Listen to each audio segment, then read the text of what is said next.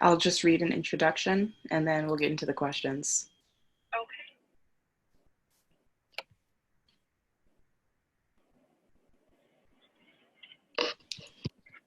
Good afternoon, everyone. I hope you have all enjoyed your programming thus far, and I am so proud and excited to see all of you with us today. Many of you were reminded to attend during last night's memorial phone banking session for Elijah McClain and Breonna Taylor, or during our activism, allyship, and advocacy trainings, and I'd like to thank you all especially for your commitment and attention. I am beyond pleased to welcome Representative Ayanna Pressley of Massachusetts' 7th Congressional District. Congresswoman Pressley, how are you? I'm I'm better now. I'm grateful for the opportunity just to be in virtual community with all of you. I wish that it could be in person.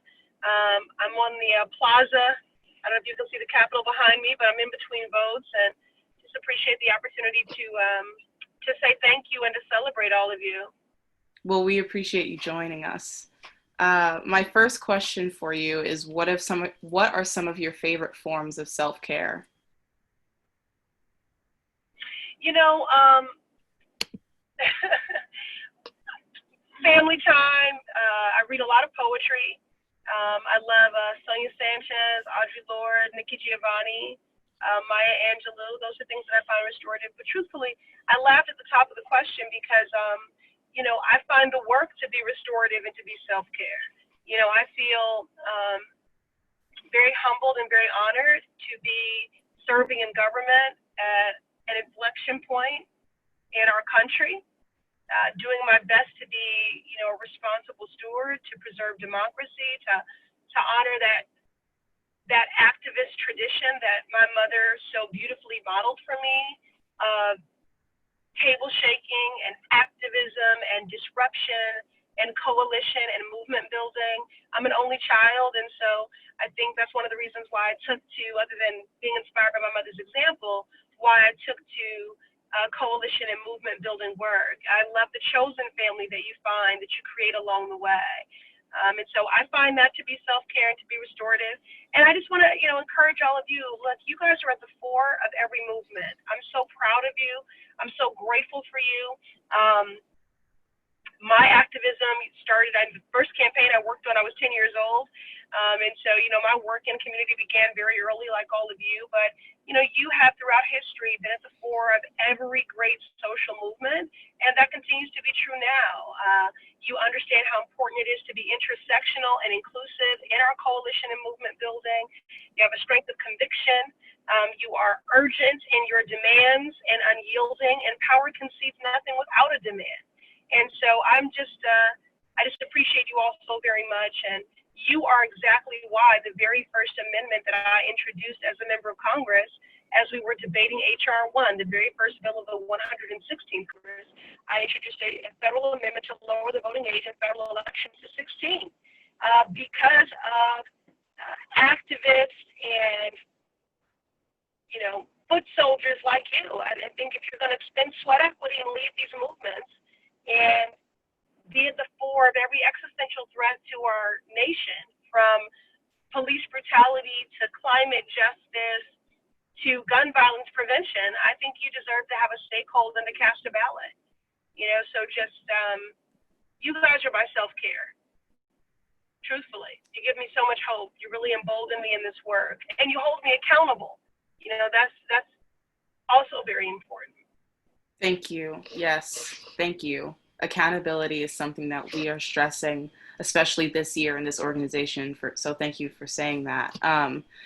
Interestingly enough, many people, especially young people, are calling this period in history the start of the revolution. So with the disproportionate effects of COVID-19, the growing fight against police brutality and for Black lives, as well as rising international tensions, what are your goals for the rest of 2020? And through those goals, what should we as the High School Democrats of America or the organization prioritize as we organize for a better world?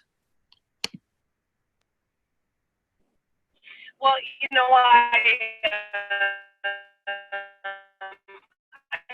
get that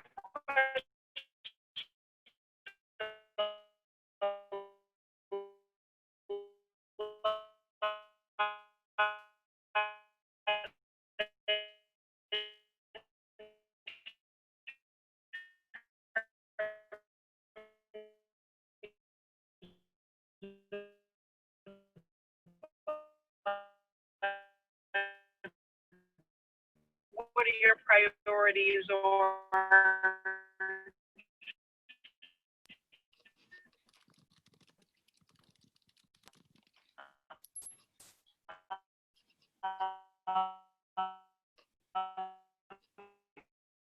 if we take back Congresswoman, I think we're having a little trouble hearing you.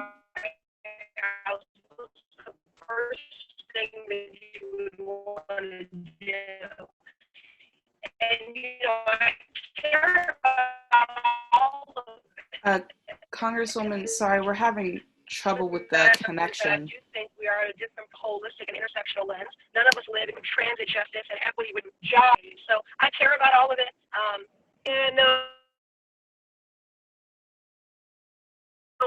We heard that. Second, yeah. Confirmation from that they can actually hear me again. Okay. I think Okay. we're back. Okay, can you hear me now? Yes. Okay. Sorry about that. Oh no, I mean this is what it is. That's not going to stop us. Yes, So certainly not. Let me try to be more succinct here, because I will be called for a vote, and I want to get in as many of your questions as possible. So the short answer is you all have to keep organizing, you have to keep mobilizing, and you have to make your demands specific to budget change and law change. What we're seeing with the Black Lives Matter movement right now, which is a multi-generational, multiracial movement, and a sustained one. I mean, this has been going for over a month. But buckle up, because the work of justice requires a commitment of more than 30 days, okay? The Montgomery bus boycotts were 392 days. The Freedom Rides were 6 months. The Greensboro sit-ins were 7 months. My mother, taught me early on as a tenants' rights organizer and a community organizer that the work of justice is a lifelong pursuit. So what I would ask all of you to do is to be specific in the law change you want to see and in the budget change you want to see. Culture shift is one thing, but we need to see a power shift. And the only receipts that you should care about is representation around decision-making tables and in the corridors of power, law change, and budget change that truly values and honors Black lives and addresses these other systemic injustices. Thank you for that answer. Knowing that the fight for Black liberation is an intergenerational movement, as you mentioned, that draws knowledge from the past and energy from the present in an attempt to shape the future, what is the strongest aspect of your inspiration, Shirley Chisholm's existence, that you feel needs to be upheld by activists during the current wave of movement work? And overall, what can we learn from Black female leaders of the past to aid us in the present? I would say, it's all about coalition and movement building, and it's about tenacity. We only just now, thanks to the leadership of Eleanor Holmes Norton, voted to make DC a state. And that has been a fight that she's been fighting for decades, So, I wish that change was brought about simply based on benevolence, but it is not. It is not, and change does not happen because of the conviction of lawmakers. It happens because of the courage of everyday people who organize, who mobilize, who hold them accountable, who lie in the gap. And I think that very much honors the tradition of Shirley Chisholm, who did not govern from an ivory tower. She centered the voices of the people. She centered her district in all things. And also she was an innovator. And I think that's important too. When people sometimes will characterize myself and some of my colleagues as disruptors, and they'll characterize it in the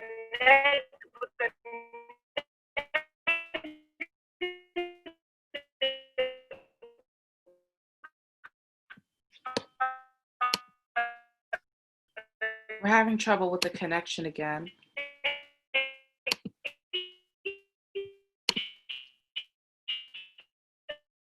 We're innovators. Disruption, nimble dude. Okay.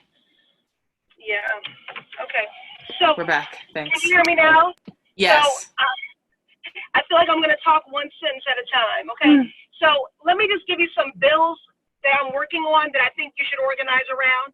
The first Okay. is support, continue to organize around my amendment, which did not make it into HR 1, but we need to continue to grow the coalition of support for the federal amendment to lower the voting age in federal elections to 16.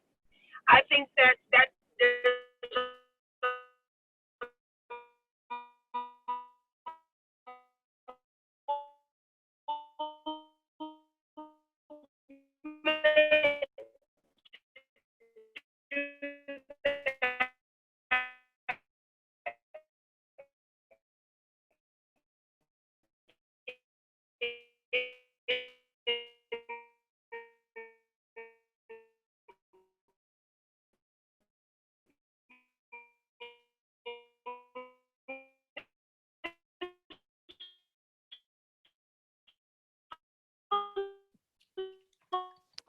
Looks like we're having an issue one more time with the connection. elections and state elections, but it should be happening across the board. Secondly, I've introduced legislation that is a racial justice issue because Black and brown students, the same generation that I see that. So the last thing that we heard is to rally Black and brown students around this amendment for HR 1 to lower the voting age. It looks like we lost her, but those were two really great last closing points. Maybe she can hop back in. Let's see.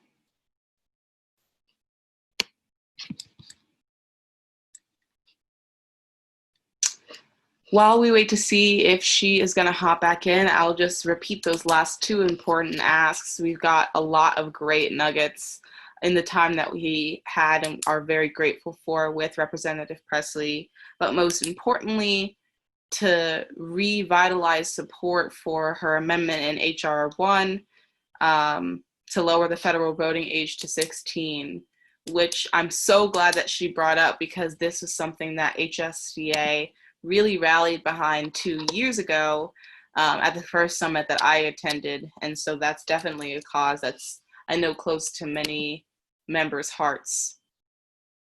And I'm glad that we have such a upstanding Congresswoman to stand behind to support that. And we have a workshop about it next, which I'm really excited for you guys. Thank you for letting me know about that.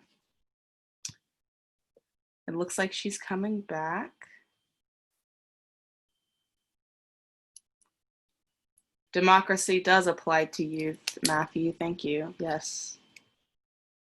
We are, as the Congresswoman mentioned in her Breakfast Club interview that I recommended you guys watch, she made a major point that the reason that we should lower the voting age is because we are used by campaigns to obtain votes. So there's no reason for us to not be able to be involved.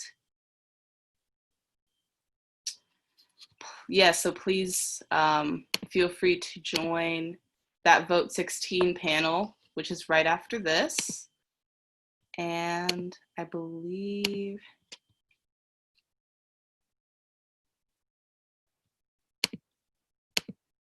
I don't believe that you can join another panel if you have the link for the other panel that's going on, but I do believe that we will have a recording of the Vote 16 training.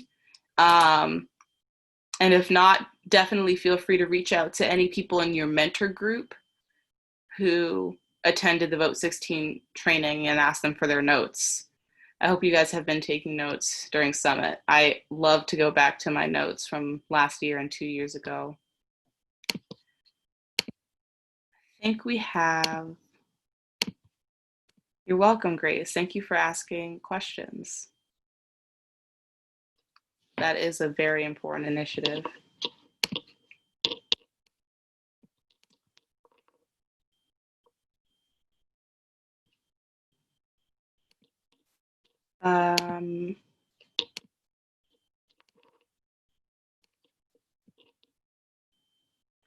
Yes, and feel free to reach out to Thomas, who is leading the workshop and can answer any questions for you.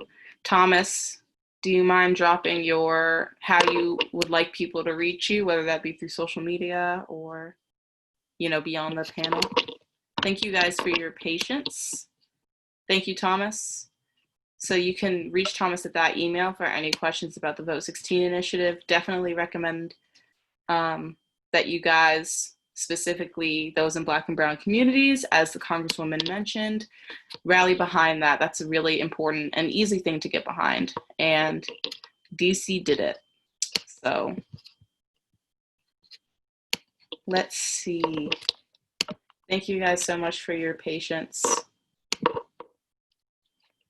Unfortunately, the Congresswoman has to go into another round of votes. We really appreciated our time with the Congresswoman, and thank you to her staffers who made this possible for us in the first place. Thank you so much. And of course, the Congresswoman dropped many, many, many, many gems that you guys can use.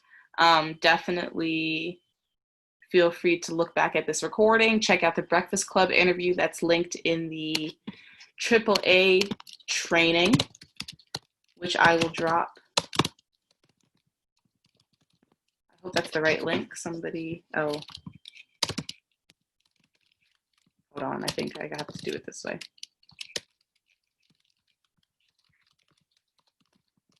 Thank you guys. Yeah. Yes, so that will bring you to the slide.